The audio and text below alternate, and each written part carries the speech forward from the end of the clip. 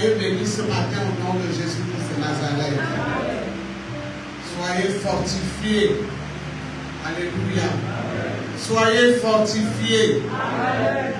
Soyez fortifiés. Que l'esprit de la restauration soit en vous.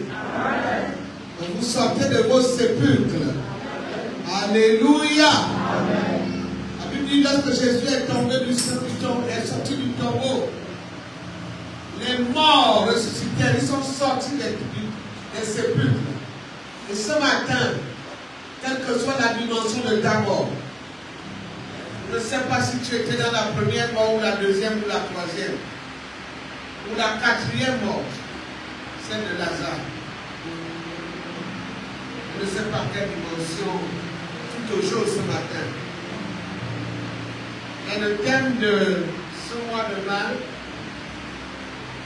et change de vision. Change de vision.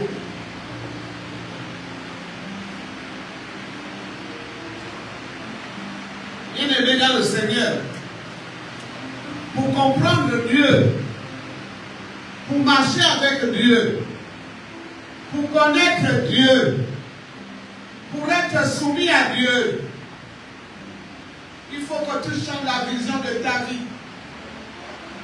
Il faut que tu prennes une décision. Non celle d'accepter Jésus, mais celle de mourir en Jésus. Afin que l'Esprit de Christ habite en toi.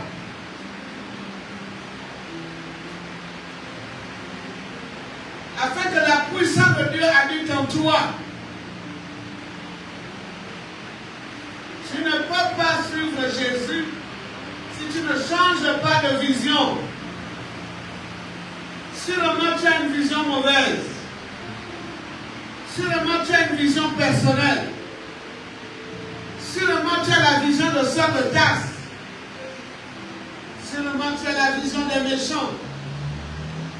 Je ne connais pas ta vision, mais je connais la vision à laquelle j'ai accepté de marcher. Champ de vision. C'est pour ça à l'église il y a des guerres. C'est pour ça à l'église il y a l'incompréhension. Lequel n'est pas maintenu tous les jours. Pour tel monde est descend. Pour tel monde est descend. Parce qu'on veut amener sa vision. Non, ça n'est pas ainsi. Nous sommes tous soumis à la vision de Dieu. Alléluia. Alléluia. Amen. Quand on dit Alléluia, on dit Amen. C'est l'église. Lorsque Saul de Tarse était sur le chemin de Damas, il ne savait pas que sa vision était en train de changer sur ce chemin. Il était dans ses lois, dans ses commandements, dans sa vision personnelle. Mais il s'est passé quelque chose. Il a rencontré le maître des visions. Celui qui a une seule vision. Celle de sauver les âmes. Celle de guérir les âmes. Celle de préparer le royaume à la rencontre de l'Éternel dans les airs.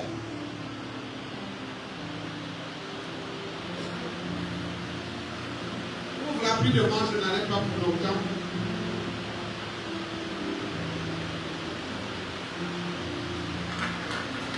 Tu vas connaître là où se trouve l'histoire de Saul de Tarse. Acte 9, chapitre 1. Verset 1, ça pour moi. Acte 9.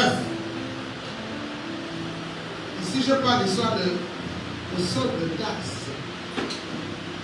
Nous lisons la parole de Dieu dans Acte chapitre 9, à partir du premier verset, il est écrit. Cependant, Saul, respirant encore la menace et le meurtre contre les disciples du Seigneur, se rendit chez le souverain sacrificateur et lui demanda des lettres pour les synagogues de Damas, afin que s'il trouvait des partisans de la... Le verset 6. Verset 6. Tremblant et saisi d'effroi, il dit: Seigneur, et que veux-tu que je fasse? Écoutez bien. Répète. Tremblant et saisi d'effroi, il dit: Seigneur, que veux-tu que je fasse? Verset 11. Verset 11. Et le Seigneur lui dit: Lève-toi, va dans la rue qu'on appelle la droite, et cherche dans la maison de Judas un nommé Saul de Tarse. À l'école du Saint-Esprit. Le verset 15 et 16. Mais le Seigneur lui dit: Va, car cet homme est un instrument que j'ai choisi pour porter mon nom devant les nations, devant les rois et devant les fils d'Israël. Et je lui montrerai tout ce qu'il doit souffrir pour mon nom. Et je lui montrerai tout ce qu'il doit souffrir pour mon nom. Alléluia. Amen.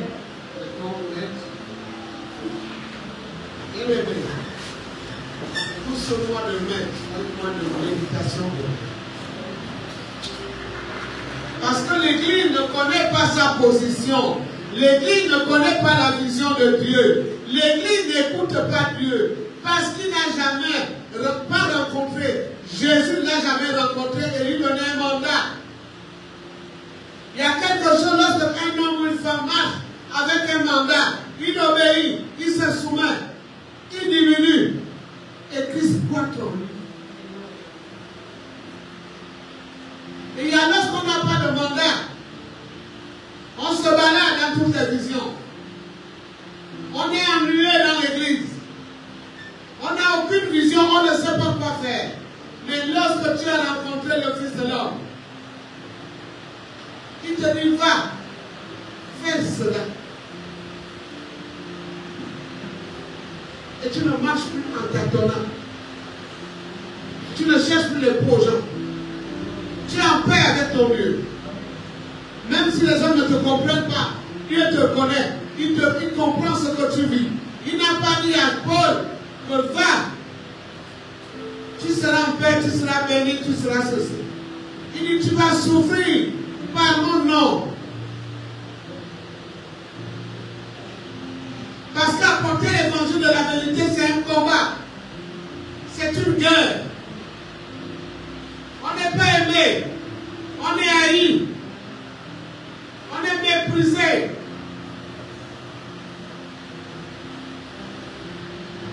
Nous allons prendre un Timothée.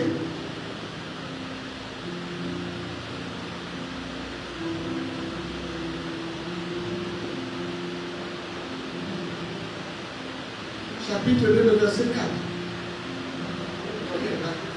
1 Timothée 2 au verset 4. Oui.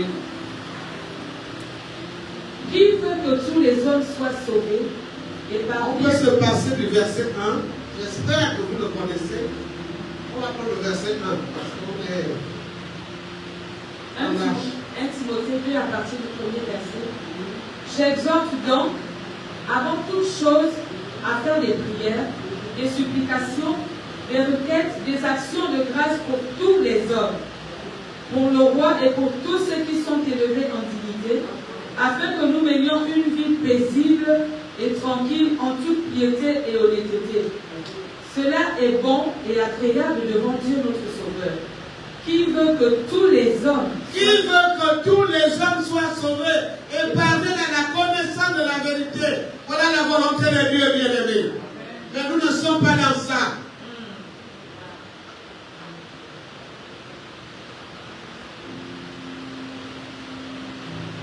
Si j'étais parmi les conseillers du président de la République, je lui dirais d'aller dans les églises. Bon, c'est vrai que lui a dit de laisser les vrais pousser avec le blé. Et voir ceux-là qui ne veulent pas vivre dans la doctrine, dans la vérité de Christ. Voilà ce que Dieu veut. Voilà ce que Dieu attend de nous. Et la vision de ce ministère n'est pas l'hypocrisie, la guerre, la haine, la division, mais l'amour. Parce que Dieu m'a donné des clés. Quand j'ai commencé le ministère, je n'avais pas une âme qui est venue de Bethanie ou d'ailleurs.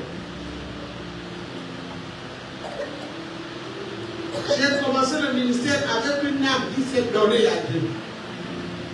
C'est pour ça que ce ministère va subsister. Amen.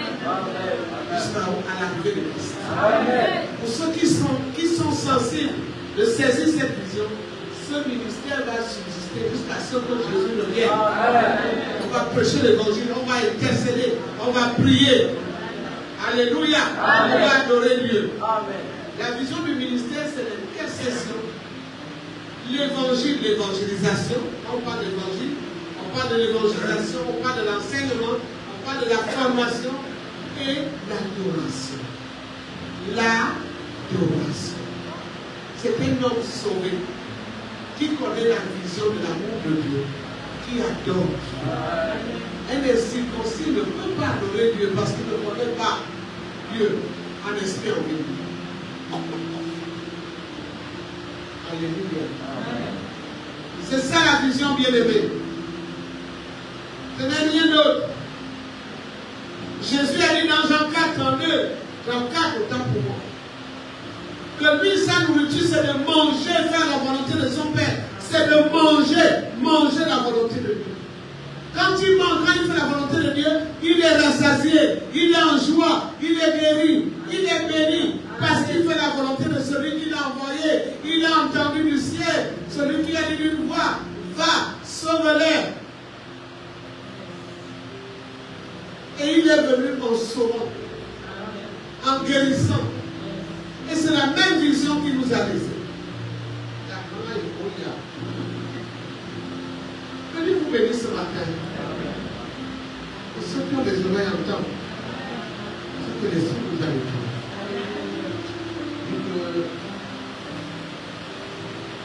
Je ne donne pas la prédication de ce matin, mais la vision du mois de mai.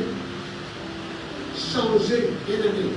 Lorsque tu changes de vision, l'Esprit de Dieu entre en communion avec toi. Et l'Esprit de Dieu qui est en communion avec toi t'amène à faire la volonté de Dieu. Dieu vous bénisse.